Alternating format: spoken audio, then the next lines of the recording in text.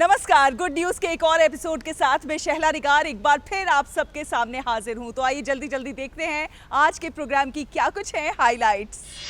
संगारेड्डी का फसलबाड़ी बना women friendly village, महिला समूहों ने लिखी सफलता की कहानी। मोथकुपल्ली गांव बना गुड गवर्नेंस की मिसाल।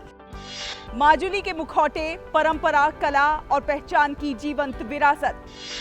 पंचामृत, आशा का भोजन, आईआईटी छात्रों की सराहनीय पहल। इनोवेशन और टेक्नोलॉजी के नए हब के रूप में उभर रहा है गुजरात। तो प्रोग्राम की शुरुआत में सबसे पहले आपको लेकर चलते हैं तेलंगाना के संगारेड्डी के फसलवाड़ी गांव में, जो कि महिला सशक्तिकरण की मिसाल बनकर सामने आया है। जी हां, ये गांव बन गया है वुमेन फ्रेंडली विलेज और महिला समूहों के अथक प्रयासों से ये उपलब्धि हासिल हुई है। कैसे, आइए जानते हैं। महिला सशक्तिकरण को बढ़ावा देने के लिए संगारेड्डी मंडल के फसलवाड़ी गांव को राष्ट्रीय स्तर पर सम्मान मिला है। गांव की महिला समूहों ने आर्थिक स्वावलंबन की बदौलत उद्यमिता की दिशा में नई पहचान बनाई है। देश भर के गांवों के सर्वेक्षण के बाद केंद्र सरकार की टीम ने फसलवाड़ी को वुमेन फ्रेंडली विलेज के रूप में चुना और दीनदयाल उपाध्याय पंचायत सतत विकास पुरस्कार से सम्मानित किया। गांव में हर शुक्रवार महिला स्वयं सहायता समूहों की बैठकें आयोजित की जाती हैं। इन बैठकों के जरिए महिलाओं को बैंक लिंकेज, लोन, बीमा और स्वरोजगार योजनाओं के बारे में जागरूक किया जाता है। इस गांव की कुल आबादी 2844 है, जिसमें 1410 महिलाएं और 1434 पुरुष हैं। यहाँ 2 ग्राम संगठन कार्यरत हैं और 946 सदस्यों के साथ 91 स्वयं सहायता समूह सक्रिय रूप से काम कर रहे हैं। 49 समूहों को 3 करोड़ 13 लाख रुपए के बैंक ऋण उपलब्ध कराए गए हैं।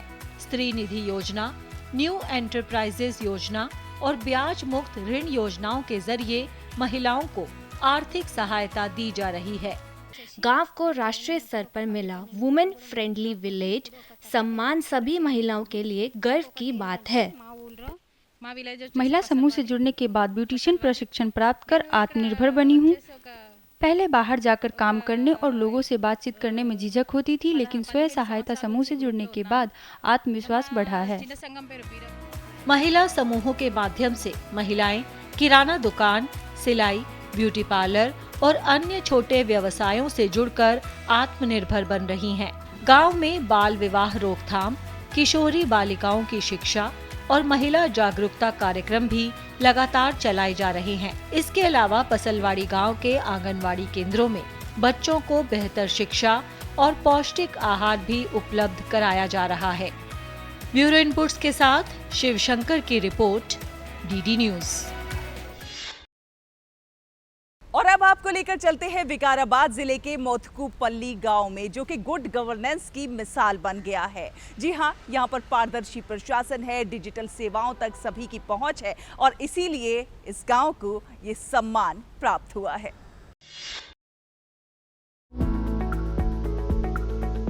हरे भरे वातावरण और खेती बाड़ी पर आधारित जीवन शैली वाला ये गांव पहले कई समस्याओं से जूझता था, लेकिन अब अधिकारियों और ग्रामीणों के संयुक्त प्रयासों से गांव ने विकास की नई दिशा हासिल की है। 2376 की आबादी और 703 परिवारों वाले इस गांव में हर घर तक बुनियादी सुविधाएं और सरकारी योजनाओं का लाभ पहुंचाने के लिए विशेष योजना के तहत काम किया गया है। आज मोथकुपल्ली गांव को अच्छे शासन यानी गुड गवर्नेंस का प्रतीक माना जा रहा है और इसीलिए केंद्र सरकार द्वारा दीनदयाल उपाध्याय पंचायत सतत विकास पुरस्कार में मोथकुपल्ली गांव ने गुड गवर्नेंस कैटेगरी में देश भर में 3रा स्थान हासिल किया है। गांव को स्वच्छता, सेवाओं की गुणवत्ता, पर्यावरण संरक्षण और डिजिटल सेवाओं में उत्कृष्ट कार्य के लिए सम्मान मिला है। मोथकुपल्ली गांव को राष्ट्रीय पुरस्कार मिलने के पीछे डिजिटल और ऑनलाइन सेवाओं का बड़ा योगदान है। गांव में जन्म प्रमाण पत्र, राशन कार्ड और अन्य सेवाओं को ऑनलाइन उपलब्ध कराया जा रहा है, जिससे लोगों को आसानी हो रही है। गांव की इस उपलब्धि में सरपंच, उप सरपंच, सचिव और ग्रामीणों का सहयोग सबसे अहम रहा। डिजिटल सेवाओं के मामले में मोथकुपल्ली गांव सबसे आगे है। गांव में 42 प्रकार के रिकॉर्ड और टैक्स भुगतान की सुविधाएं ऑनलाइन उपलब्ध कराई गई हैं। लोगों को डिजिटल सेवाओं के प्रति लगातार जागरूक भी किया जा रहा है। गांव में एक आधुनिक ग्राम पंचायत कार्यालय भी बनाया गया है ताकि लोगों को सभी सेवाएं एक ही स्थान पर आसानी से उपलब्ध हो सकें।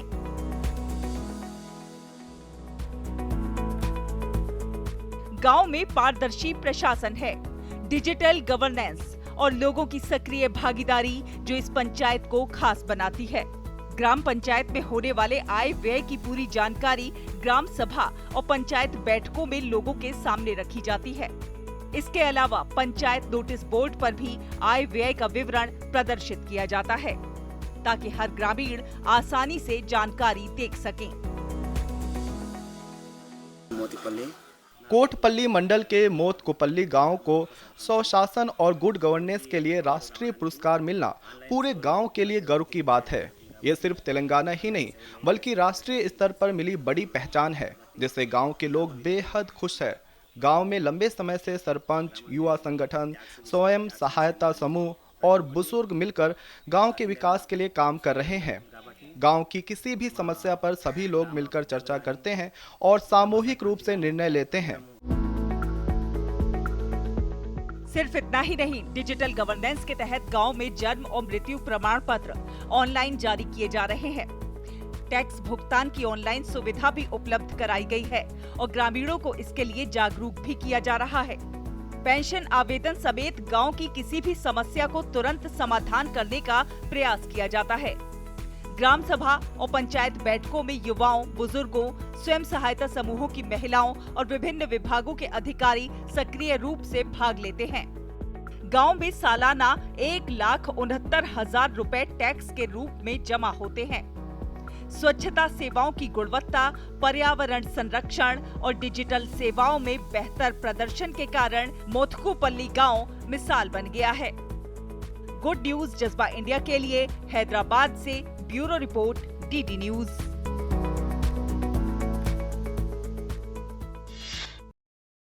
और अब आपको लेकर चलते हैं असम के ब्रह्मपुत्र नदी के बीच बसे विश्व के सबसे बड़े नदी द्वीप माजुली में, जहां संस्कृति आज भी सांस लेती है और कलाकार यहां पर आस्था, परंपरा और संस्कृति को आकार देने में जुटे हुए हैं। किस प्रकार से ये प्रयास हो रहे हैं, आइए देखते हैं।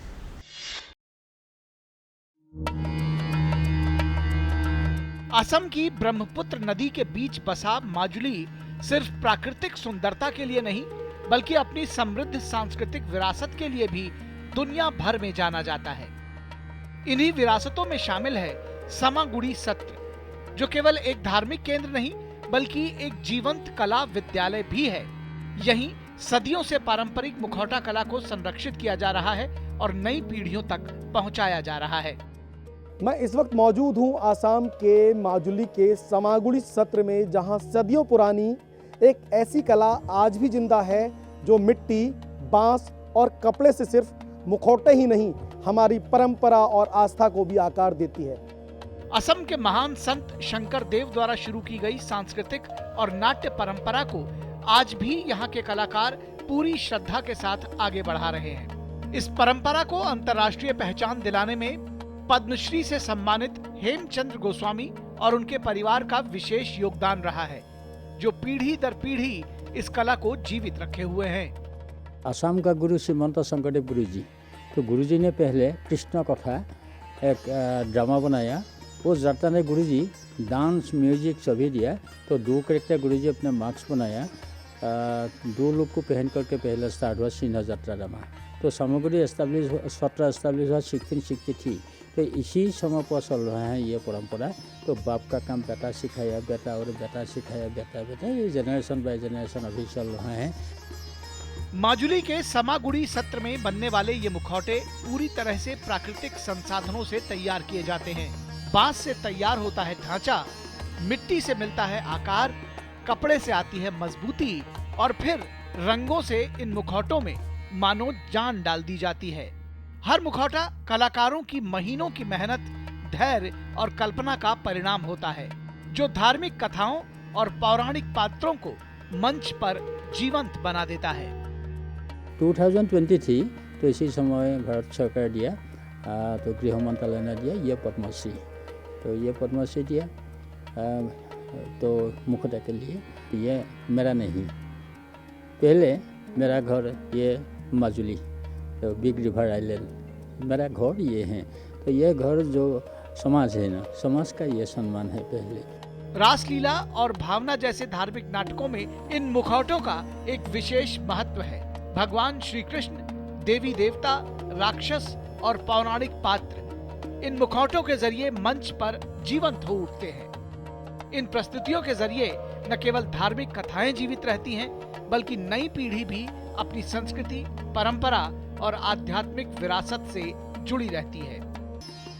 माजुली के कई गांवों में बच्चे और युवा इस कला को सीख रहे हैं और इसे अपनी पहचान के रूप में आगे बढ़ा रहे हैं। मुखौटे बनाने की प्रक्रिया में धैर्य, कौशल और धार्मिक समझ तीनों की जरूरत होती है। यही वजह है कि यहाँ के कलाकार इसे केवल रोजगार नहीं, बल्कि अपनी संस्कृति और आस्था का अभिन्न हिस्सा मानते हैं।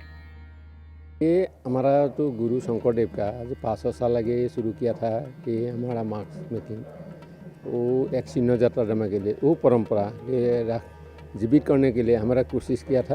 पिताजी का साथ में हमारा घर में सभी लोग हैं, सभी दिन में ये मुखड़ा बनाया।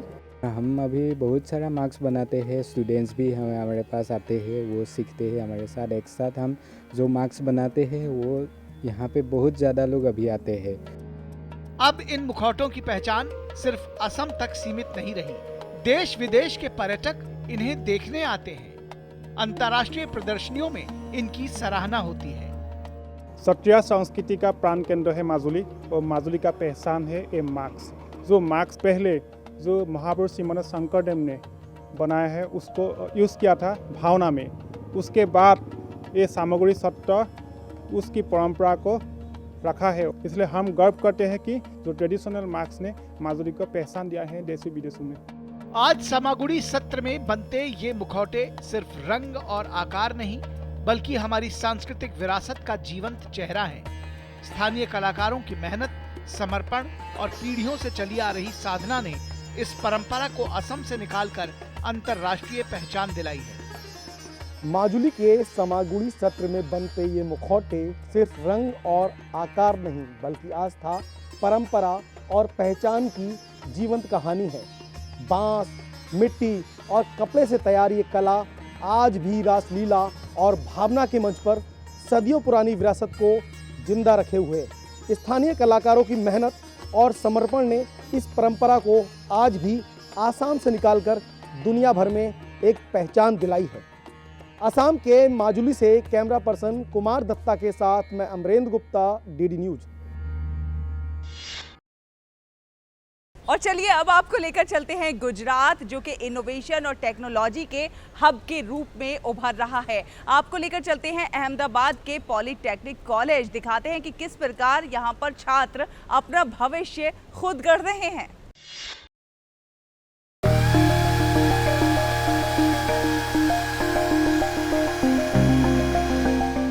गुजरात अब सिर्फ उद्योग और व्यापार के लिए ही नहीं, बल्कि इनोवेशन और टेक्नोलॉजी के नए हब के रूप में उभर रहा है। Student startup and innovation policy युवाओं के सपनों को नई उड़ान दे रही है, और इसी का जीता जागता उदाहरण है अहमदाबाद का गवर्नमेंट पॉलिटेक्निक कॉलेज, जहां छात्र सिर्फ पढ़ाई ही नहीं करते, बल्कि अपना भविष्य खुद गढ़ रहे हैं।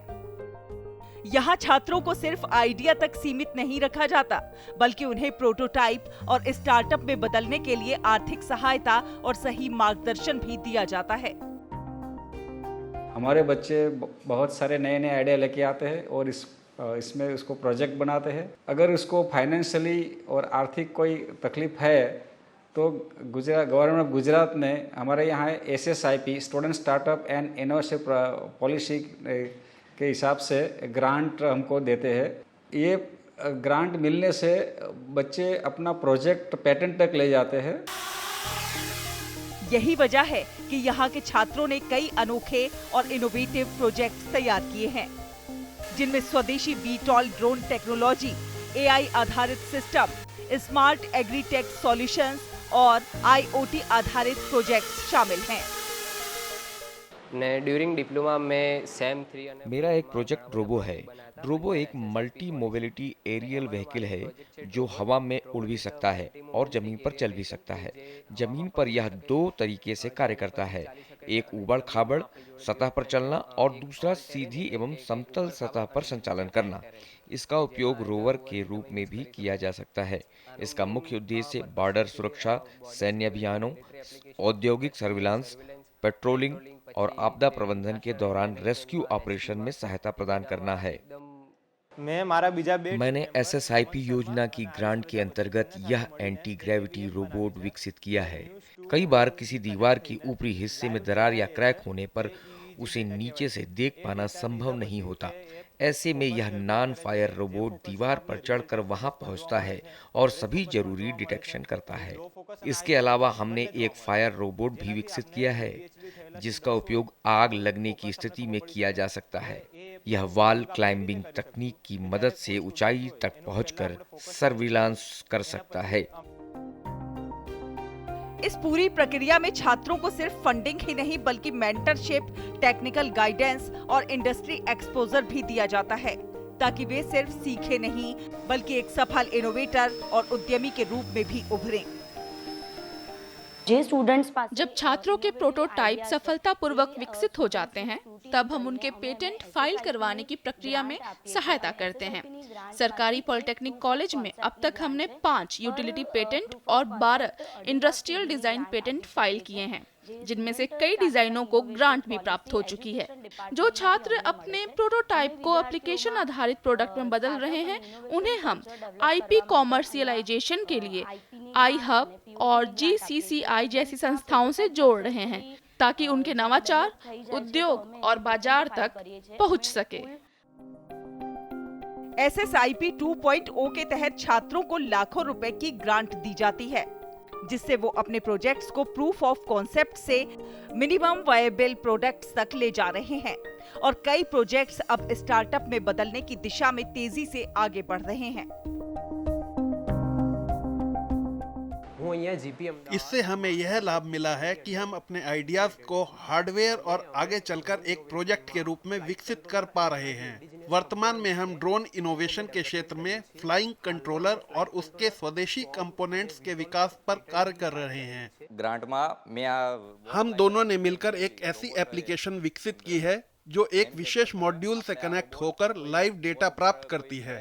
इस डेटा को EEG डेटा कहा जाता है। इस EEG डेटा के माध्यम से व्यक्ति के फोकस लेवल की गणना की जाती है, जिसमें लो और हाई फोकस का विश्लेषण किया जाता है। इस तकनीक की मदद से ADHD से प्रभावित छात्रों की पहचान की जाती है और उन्हें उचित मार्गदर्शन और सहायता प्रदान की जाती है। यहाँ युवाओं को एक नई दिशा मिल रही है, जहाँ क्लासरूम से निकलकर विचार उद्योग बन रहे हैं और गुजरात बनता जा रहा है देश का नया innovation power house. Good news जज्बा इंडिया के लिए अहमदाबाद से कुणाल चौहान के साथ सुमन बोराना की रिपोर्ट, DD न्यूज।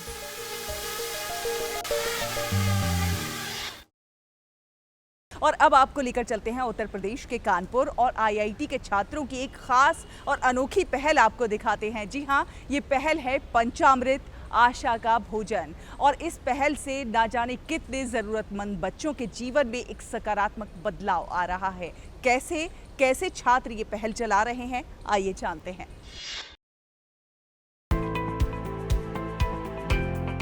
ये है कानपुर नगर स्थित भारतीय प्रौद्योगिकी संस्थान।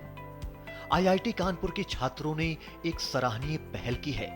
जी हां, यह है छात्र प्रेरित मध्याह्न भोजन कार्यक्रम पंचामृत आशा का भोजन, जिसे IIT कानपुर परिसर स्थित अपॉर्चुनिटी स्कूल के बच्चों के लिए साल 2024 से सफलतापूर्वक संचालित किया जा रहा है। मकसद गरीब बच्चों को बाल श्रम से बचाना और उन्हें मुख्य धारा की शिक्षा और बेहतर भविष्य से जोड़ना है। IIT के छात्रों की इस सराहनीय पहल ने जरूरतमंद बच्चों के जीवन में सकारात्मक बदलाव लाया है। पंचामृत एक ऐसा इनिशिएटिव है जिसमें IIT के 5 हॉल ऑफ रेसिडेंसेस इन्वॉल्व है इसमें, जिसमें महीने के हर दिन यहाँ मिड डे मील प्रोवाइड किया जाता है और वो स्टूडेंट्स अपने पैसे से प्रोवाइड करते हैं और इसके लिए हर स्टूडेंट को महीने में सिर्फ 20 रुपये लगते हैं, तो इसलिए बहुत कॉस्ट इफेक्टिव है, लास्ट 1 साल से चल रहा है। अपॉर्चुनिटी स्कूल में पढ़ने वाले बच्चों के माता पिता अक्सर अशिक्षित और सीमित आय के कारण बच्चों को न तो पर्याप्त पोषण दे पाते हैं, साथ ही शिक्षा के लिए आवश्यक संसाधनों को भी नहीं उपलब्ध करवा पाते और गरीबी रेखा के आसपास जीवन यापन करते हैं। परिणाम स्वरूप कई बच्चे स्कूल खाली पेट आते थे, जबकि कुछ बच्चे ऐसा भोजन लेकर आते थे जो ठीक से संग्रहण न होने के कारण खराब हो चुका होता था। हमारे पास बच्चे यहाँ पर मंडे टू फ्राइडे हर दिन उनका लंच एक हॉल द्वारा स्पॉन्सर होता है। इससे फायदा बच्चों को ये होता है ऑब्वियसली कि उनको फूड मिलता है, पर नॉट जस्ट फूड, उनको एक अच्छा न्यूट्रिशियस फूड मिलता है। दाल, सब्जी, चावल, अपना घर का खाना अच्छा मिल जाता है। और अगर हम इसका सबसे अच्छा पॉजिटिव बेनिफिट जो आप पूछ रहे थे, सबसे अच्छा बेनिफिट ये है कि जो बच्चे हैं हमारे आजकल के, जिन बच्चों ने अपनी आईआईटी की प्रिपरेशन करी, अपने समाज में लगे हुए हैं, उनको धरती से जुड़ने का एक मौका मिलता है।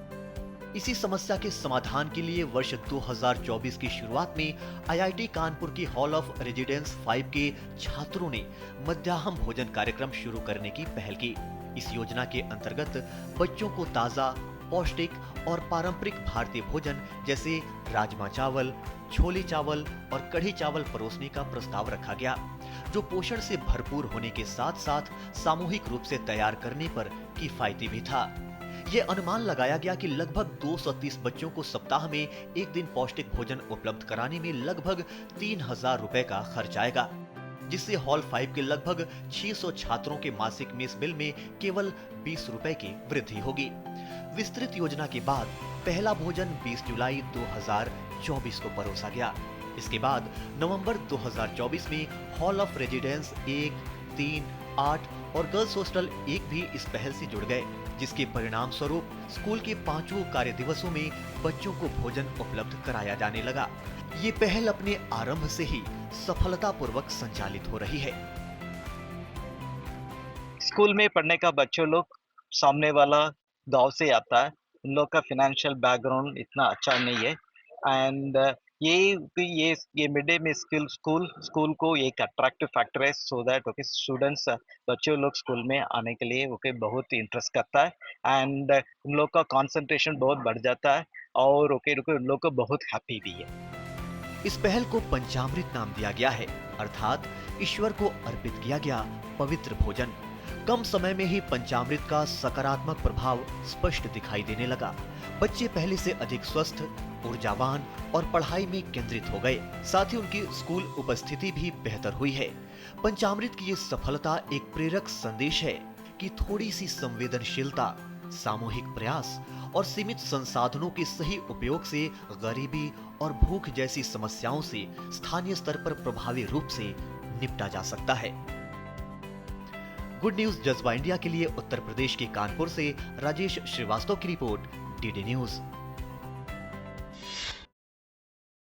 तो देखिए, आपने देश के अलग अलग हिस्सों, अलग अलग कोनों से ये तमाम अच्छी खबरें, ये हर कहानी अपने आप में मिसाल है, हौसला देती है, कुछ कर गुजरने का जज्बा देती है, ये सिखाती है कि मुश्किल हालात में भी कैसे उससे पार पाया जा सकता है और कैसे दूसरों के लिए एक मिसाल बनकर सामने आया जा सकता है। उम्मीद है आप सबको हमारा ये प्रोग्राम बहुत पसंद आ रहा होगा। आप अपनी प्रतिक्रियाएं भी हम तक भेज सकते हैं। हमारा ईमेल आईडी है ddgoodnewsindia@gmail.com। अगले हफ्ते फिर हाजिर होंगे कुछ और अच्छी खबरों के साथ। तब तक के लिए हमारी पूरी टीम को दीजिए अनुमति। नमस्कार।